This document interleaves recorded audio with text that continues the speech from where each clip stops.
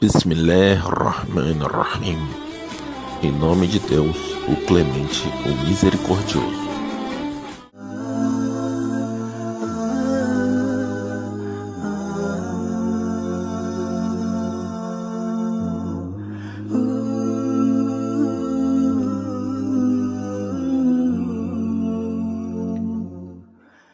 Assalamu alaikum wa rahmatullahi wa barakatuh.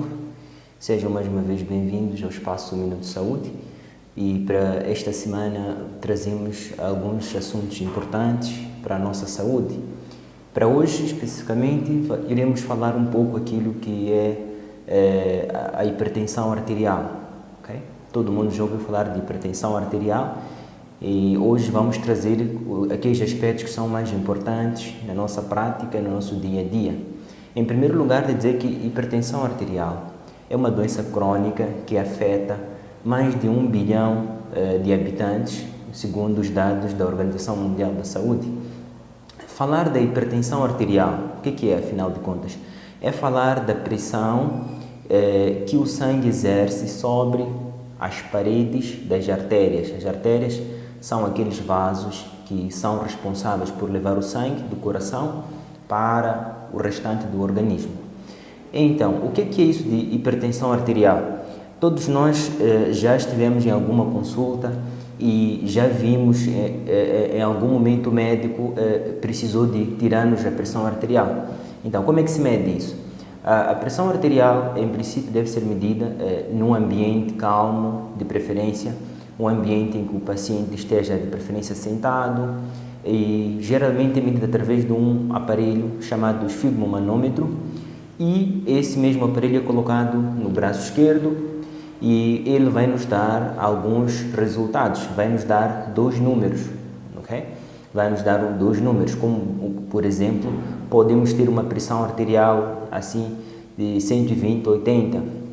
Esses 2 valores são graduados em milímetros de mercúrio e em termos de significado, o primeiro valor corresponde à pressão arterial sistólica, que é a pressão que é exercida pelo sangue sobre as paredes das artérias, enquanto o segundo valor é a pressão arterial diastólica, que corresponde à resistência com que esses mesmos vasos ou essas mesmas artérias vão fornecer contra essa pressão exercida pelo sangue. Então, são valores que têm algumas variações. Para começar, a gente vai ter uma variação na pressão arterial sistólica no primeiro valor de 100 até 140, enquanto no segundo valor podemos ter uma variação de 60 até 90. Essas são as variações normais. Se a gente encontrar uma situação em que a pressão arterial estiver com valores acima de 140 e acima de 90, então estamos perante um caso de uma pressão arterial elevada. Então, ter um único valor isolado de pressão arterial elevada não significa necessariamente que o indivíduo é hipertenso, né? Nessas situações a gente chama de crise hipertensiva, porque é um valor isolado. E depois temos que ter em conta que a pressão arterial também pode ser influenciada por outros fatores. Fatores como stress, ansiedade, preocupação, ok? Então, a gente só vai chegar a um diagnóstico de hipertensão arterial no indivíduo que tivermos pelo menos 2 a 3 medições, de preferência em dias diferentes ou em semanas diferentes, ok? Em que tais medições encontramos pressões elevadas. Então, quer dizer que é um indivíduo que tem feito medições regulares e essas medições sempre mostram que as pressões estão elevadas. Então, nessa situação, a gente pode dizer que sim, esse indivíduo é hipertenso. Então, como é que a gente pode classificar a hipertensão arterial? A classificação, muitas vezes, é baseada em classificar como hipertensão arterial primária ou aquela que é chamada de essencial, que a maior parte da população que é hipertensa tem esse primeiro tipo, okay? Cerca de 90%, e é de causa desconhecida, apesar de que existem várias teorias. E a segunda é a hipertensão arterial secundária. Nesses casos temos um indivíduo que é hipertenso, entretanto a hipertensão nesse caso é secundária a alguma outra condição médica.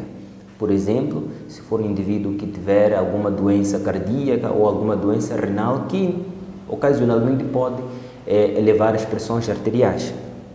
Afinal de contas, por que a gente tem que ter em conta sempre todos esses aspectos sobre a hipertensão arterial?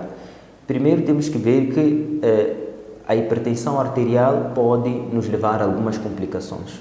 Okay? As complicações principais vão ser de acordo com o órgão que estiver a ser lesionado por essa elevação da pressão arterial.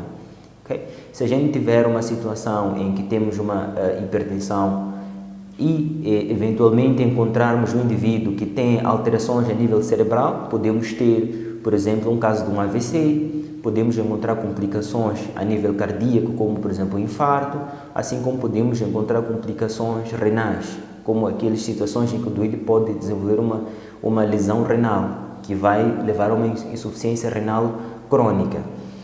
Depois, temos que ter em conta, afinal de contas, quais são as pessoas que estão em maior risco de desenvolver a hipertensão arterial.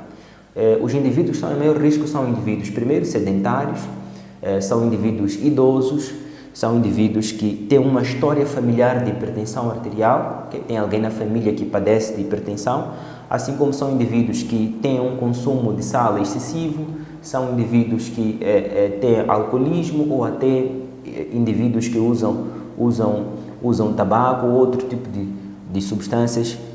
E assim como podemos encontrar situações de indivíduos que têm outras doenças associadas, como por exemplo pacientes que têm doenças como por exemplo a diabetes mellitus, ou até mesmo indivíduos que têm problemas de colesterol elevado. Então, a prevenção nessas situações em que a gente temos um indivíduo com maior risco de ficar hipertenso é de reduzirmos todos aqueles que são os fatores de risco. Quer dizer que tem que ser um indivíduo que, se a gente quiser prevenir, temos que ter um indivíduo que pratica exercícios físicos pelo menos 4 vezes por semana, de pelo menos 40 minutos. Tem que ser um indivíduo que consome mais frutas e evita mais gorduras, assim como tem que ser um indivíduo que evita o consumo excessivo de sal, assim como temos que evitar os outros fatores de risco. Então, fiquem bem.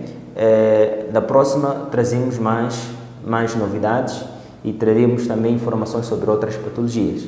Até a próxima, inshallah. Paz, conhecimento para todo o Brasil. Conheça o Islã.